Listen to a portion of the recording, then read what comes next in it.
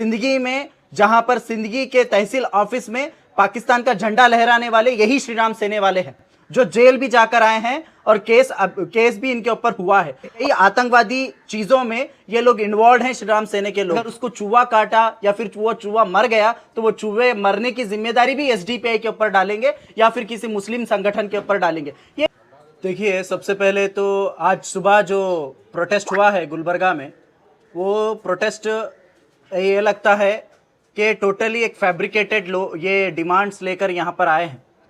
देखिए, जो श्री राम सेने, इनसे हमारे को एसडीपीआई को हो या फिर दूसरे जितने भी मुस्लिम संगठन हैं, उनको कुछ भी फ़र्क नहीं पड़ता। ये जो श्री राम सेने हैं, ये खुद एक सबसे बड़े आतंकवादी हैं। ये दूसरों को पर आतंकवादी का ये तोहमत लगा रहे हैं, एहतजाज में आतंकवादी संगठन कह रहे हैं। पहले तो इनको ये नहीं मालूम, एसडीपीआई का फुल फॉर्म इनको नहीं मालूम। Social democratic party of India, it is a political party, it is not a organisation. ये लोग संगठन बोलकर एसडीपीआई को बैन करने की बात कर रहे हैं।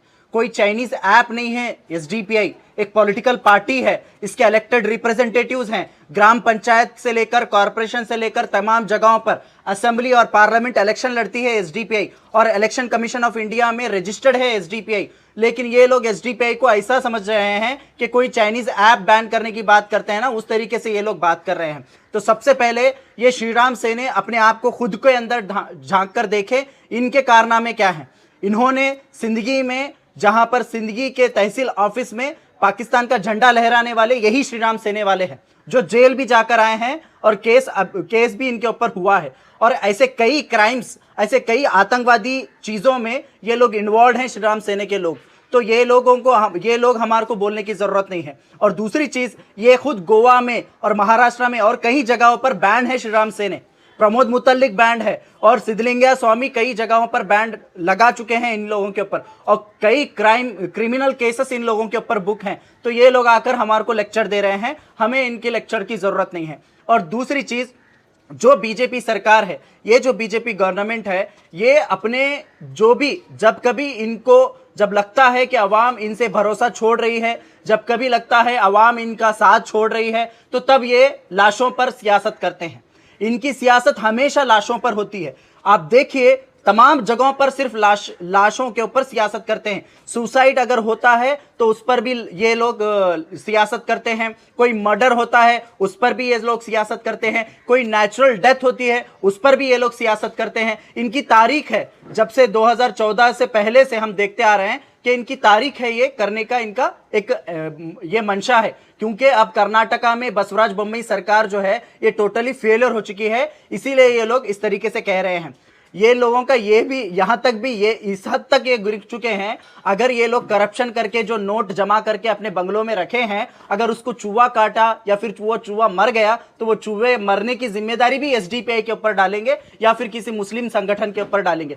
ये एक शर्मनाक बात है, इन लोगों को शर्म भी नहीं आती है इस चीज़ों में। मैं एक चीज़ यहाँ पर बताना चाहता हूँ, हाल ही में अशोक पुजारी जो अभी भी जिंदा है, उसकी लिस्ट, उसको डेड लिस्ट में डाला गया। उसको ये बताया गया कि ये मुसलमानों ने या फिर एसडीपीआई या फिर कोई मुस्लिम संगठन या पीएफआई ने इनको मारा है। ये शोभा करंदलाजे एक मेंबर ऑफ पार्लियामेंट होते हुए एक ऐसी घटिया हरकत की है कि उन्होंने अपनी लिस्ट में ये नाम डाला, अशोक पुजारी जो अभी भी जिंदा है उसको मरा हुआ बताया है इन्होंने।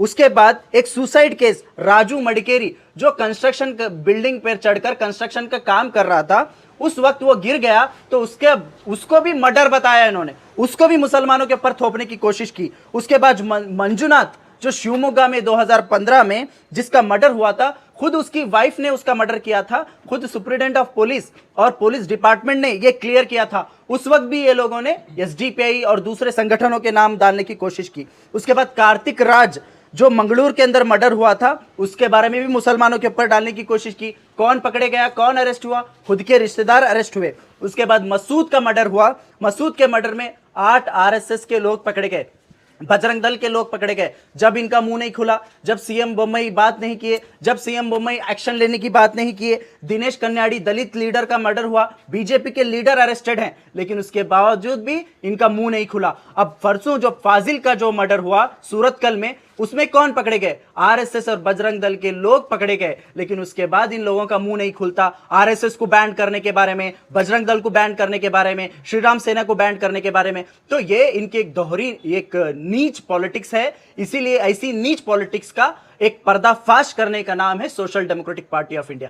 आज एसडीपीआई मुसलमानों की, दलितों की, ओबीसीज की, सबकी आवाज बनकर काम कर रही है। इसीलिए इनके पेट में दर्द हो रहा है, इनके पेट में दर्द हो रहा है, इनके वोट चले जा रहे हैं। अब आज एसडीपीआई के साथ दलित, मुसलमान सब लोग एकजुट होकर हमारा साथ दे रहे हैं। एसडीपीआई एक रियल अल्टरनेटिव का काम कर रही है, इसीलिए इन लोगों को डर और खौफ है, इसीलिए ये लोग ये सब कर रहे हैं। तो हमें इनके बातों से, इनके बयानों से, इनके नारों से कुछ फर्क नहीं पड़ने वाला, कुछ भी फर्क पड़ने वाला नहीं है। और आने वाले असेंबली इलेक्शन में हम मुंह तोड़ जवाब बीजेपी को देने वाले हैं। उनका काम ही वो है। देखिए, जब भी पुलिस, अभी एक इन्वेस्टिगेशन चल रहा है, अभी एक इन्वेस्टिगेशन को आप डाइवर्ट करने की कोशिश कर रहे हैं, तो ये एक चाल है बीजेपी की। ये हमेशा यही काम करते हैं। आखिर में ओपन होता है कि ये बीजेपी के लोग या फिर दूसरे कोई रेवलरी से या फिर कुछ भी ऐसा कुछ हुआ बोलकर नजर आता है। तो ये इनका काम है। वजह क्या है सर आप पे इस तरह लगाने की? मैं बोला ना, वजह एक ही है, एसडीपीआई एक रियल अल्टरनेटिव है।